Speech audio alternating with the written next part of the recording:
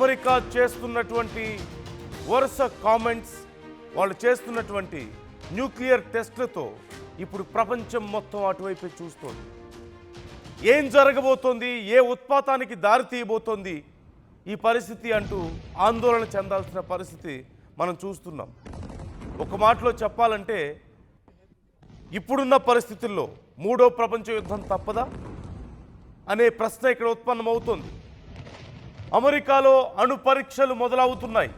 Department of వార్కు Trump ఆదేశాలు జారీ చేశారు. ఆయుధాల తయారీలో రష్యా ఓవైపు దూసుకెళ్తోంది. మొన్ననే పోసిడాన్ను విజయవంతంగా పరీక్షించింది రష్యా చైనా అణు సామర్థ్యాల పెంపుతో పోటీగా అమెరికా కూడా అణ్వాయుధ పరీక్షలు నిర్వహిస్తోంది. ఈ సెంచురీలో ఏ ఒక్క దేశం కూడా, ఒక్క ఉత్తర అమెరికా తప్ప ఏ ఒక్క దేశం కూడా,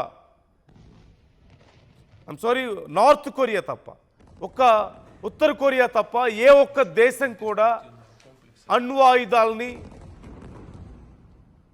పరీక్షించలేదు. ఏ ఒక్క దేశం కూడా ఇలాంటి పని చేయలేదు. కానీ ఇప్పుడు ఈ 2025లో మరొక ఉత్పాతం దిశగా అమెరికా రష్యా వెళ్తున్నట్లుగా మనకు కనిపిస్తోంది. రష్యా మొన్న చేసినటువంటి టెస్ట్లతో missiles and drones which can carry nuclear weapons, nuclear warheads, ఈ టెస్ట్లతో అమెరికా సైతం కొంత భయపడుతున్నట్లుగా కనిపిస్తోంది.